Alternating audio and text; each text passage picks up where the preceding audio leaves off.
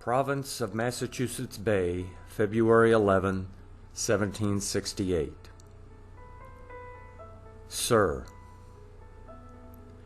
the House of Representatives of this province have taken into their serious consideration the great difficulties that must accrue to themselves and their constituents by the operation of several acts of Parliament imposing duties and taxes on the American colonies. As it is a subject in which every colony is deeply interested, they have no reason to doubt but your House is deeply impressed with its importance, and that such constitutional measures will come into as are proper. It seems to be necessary that all possible care should be taken that the representatives of the several assemblies upon so delicate a point should harmonize with each other. The House therefore hope that this letter will be candidly considered in no other light thereas expressing a disposition freely to communicate their mind to a sister colony upon a common concern, in the same manner as they would be glad to receive the sentiments of your or any other House of Assembly on the continent. The House have humbly represented to the Ministry their own sentiments, that His Majesty's High Court of Parliament is the supreme legislative power over the whole empire, that in all free states the Constitution is fixed, and as the supreme legislative derives its power and authority from the Constitution, it cannot overleap the bounds of it, without destroying its own foundation.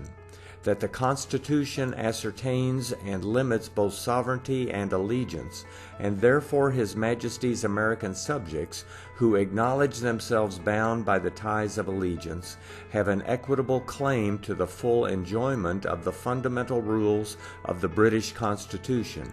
that it is an essential, unalterable right in nature engrafted into the British Constitution as a fundamental law, and ever held sacred and irrevocable by the subjects within the realm, that what a man has honestly acquired is absolutely his own, which he may freely give, but cannot be taken from him without his consent. That the American subjects may, therefore, exclusive of any consideration of charter rights, with a decent firmness adapted to the character of free men and subjects, assert this natural and constitutional right. It is, moreover, their humble opinion, which they express with the greatest deference to the wisdom of the Parliament, that the acts made there imposing duties on the people of this province, with the sole and express purpose of raising a revenue, are infringements of their natural and constitutional rights, because as they are not represented in the British Parliament, His Majesty's Commons in Britain, by those acts, grant their property without their consent. This House further are of opinion that their constituents, considering their local circumstances, cannot by any possibility be represented in the Parliament, and that it will forever be impracticable that they should be equally represented there, and consequently not at all, being separated by an ocean of 1,000 leagues. That His Majesty's royal predecessors for this reason were graciously pleased to form a subordinate legislature here, that their subjects might enjoy the unalienable right of a representation. Also that, considering the utter impracticability of their ever being fully and equally represented in Parliament, and the great expense that must unavoidably attend even a partial representation there, this House think that a taxation of their constituents, even without their consent, grievous as it is, would be preferable to any representation that could be admitted for them there. Upon these principles, and also considering that were the right in Parliament ever so clear, yet for obvious reasons it would be beyond the rules of equity that their constituents should be taxed on the manufactures of Great Britain here, in addition to the duties they pay for them in England, and other advantages arising to Great Britain. From the acts of trade, this House have preferred a humble, dutiful, and loyal petition to our most gracious Sovereign, and made such representations to His Majesty's ministers as they apprehended would tend to obtain redress. They have also submitted to consideration whether any people can be said to enjoy any degree of freedom if the Crown, in addition to its undoubted authority of constituting a governor, should appoint him such a stipend as it may judge proper without the consent of the people, and at their expense, and whether, while the judges of the land and other civil officers hold not their commissions during good behavior, their having salaries appointed for them by the Crown, independent of the people,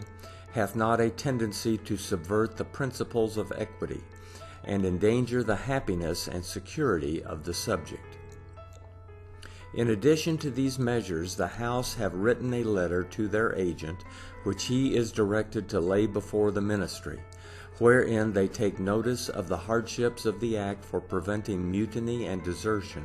which requires the governor and council to provide enumerated articles for the king's marching troops, and the people to pay the expenses, and also the commission of the gentlemen appointed commissioners of the customs to reside in America, which authorizes them to make as many appointments as they think fit,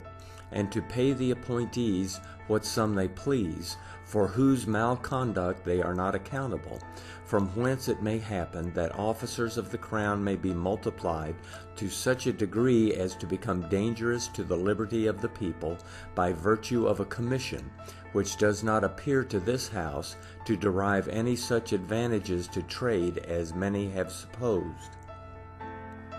These are the sentiments and proceedings of this House, and as they have too much reason to believe that the enemies of the colonies have represented them to His Majesty's ministers and to the Parliament as factious, disloyal, and having disposition to make themselves independent of the mother country, they have taken occasion in the most humble terms to assure His Majesty and His ministers that, with regard to the people of this province, and as they doubt not of all the colonies, the charge is unjust. The House is fully satisfied that your Assembly is too generous and liberal in sentiment to believe that this letter proceeds from an ambition of taking the lead or dictating to the other assemblies. They freely submit their opinions to the judgment of others, and shall take it kind in your House to point out to them anything further that may be thought necessary. This House cannot conclude without expressing their firm confidence in the King, our common head and father, that the united and dutiful supplications of his distressed American subjects will meet with his royal and favorable acceptance.